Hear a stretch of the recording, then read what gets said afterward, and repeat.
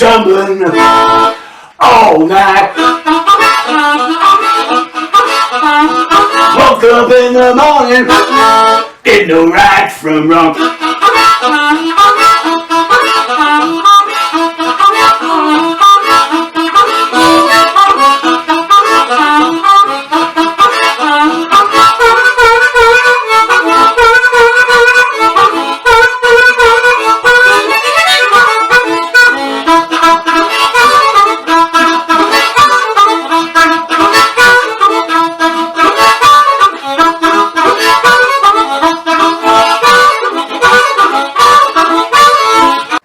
Hey, welcome to the channel, all about blues harmonica.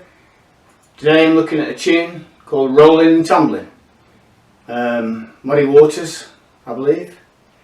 It's a great groove, great thing to do.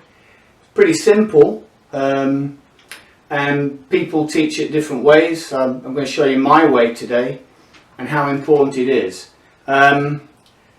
I can't remember what harp I did it on because I've only just done it in a quick take. I really need a couple more takes, but I've not had time to do this today. But it's not on the C harp, but I've got a C harmonica here for coaching purposes, but anyone will work, of course.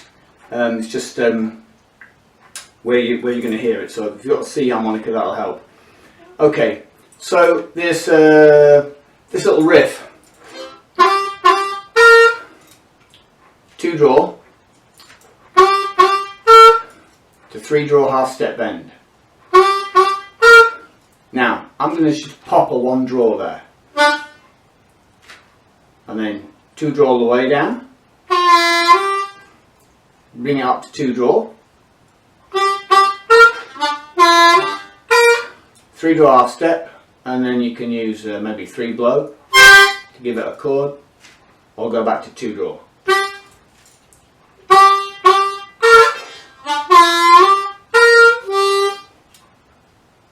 Now, the way I'm going to coach you this is that little riff.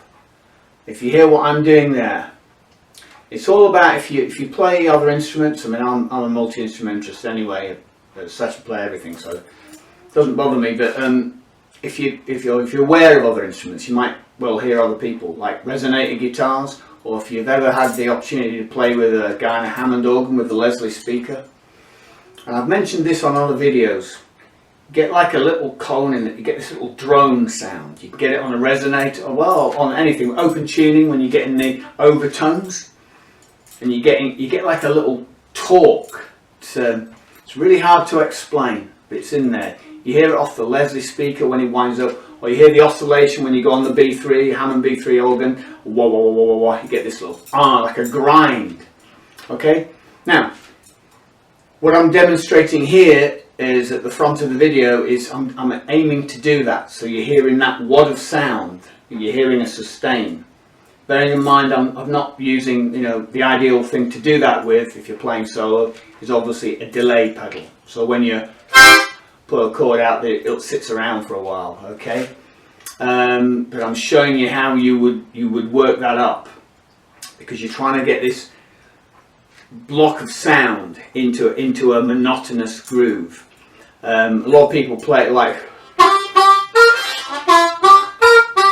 play it sort of kind of simple like that, but it all depends who you're playing with and what you're playing with when you're playing with other instruments, because sometimes you might consider that they're going to hit overtones in a certain way and you kind of don't want to get in the way of them. It just depends whether you're playing as 2 of you or you're just jamming with a big band or whatever. Okay, so but that first riff that I've just given you there now, and then I'm tending to put a chord in,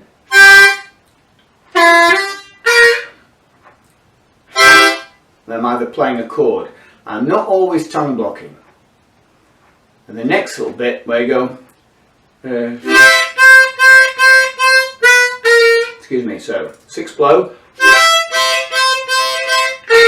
to 3 draw half step,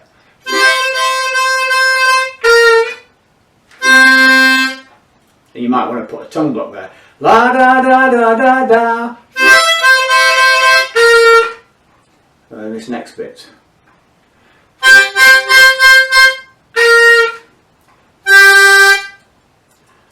here, I'm going to use a chord there. I'm not going to use a tongue block. I want power.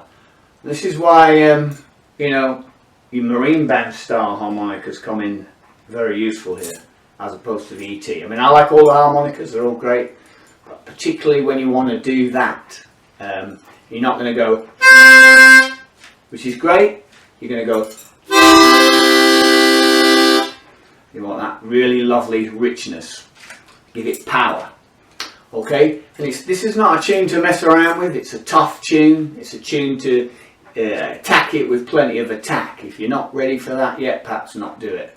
Okay, so and believe it, you know, but really the most important thing is really to take the phrase and make a different phrase from it. If you jam with it for long enough, you'll be able to do that. And once you can do that, then use that phrase and then switch your lyrics for your lyrics and off you go. Okay, because that's what you really want to be doing. We don't really want to be rolling and tumbling with Muddy. You know, we can get something similar. You know, but it's great. You know, you can cover it, but you got to do your own thing on it, of course. All right, that's the most important thing. So that was the middle bit.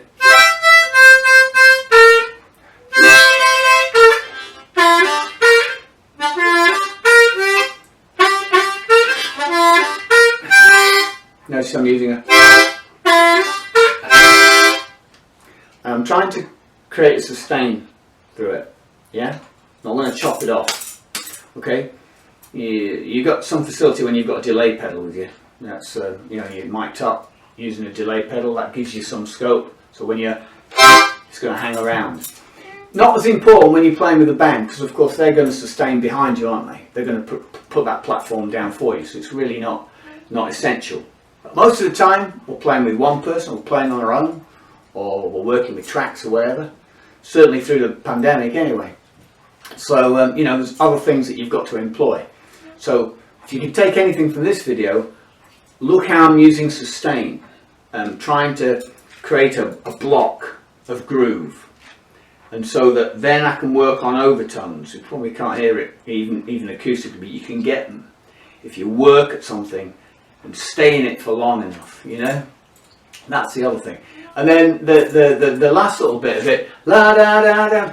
I woke up this morning, didn't know right from wrong. This bit. So what I'm doing there, I'm doing a 4/8 draw, I think, to 5/8, back to 4/8, and then a blow. So 2 draws, and then a blow. 3 draw half step. La da da da.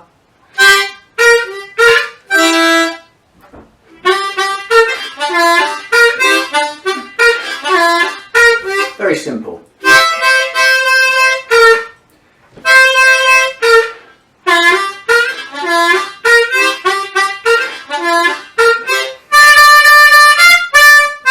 Could do it in single notes, 4 draw,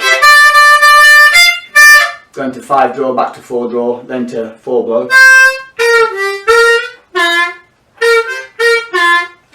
Whichever way you want to do it.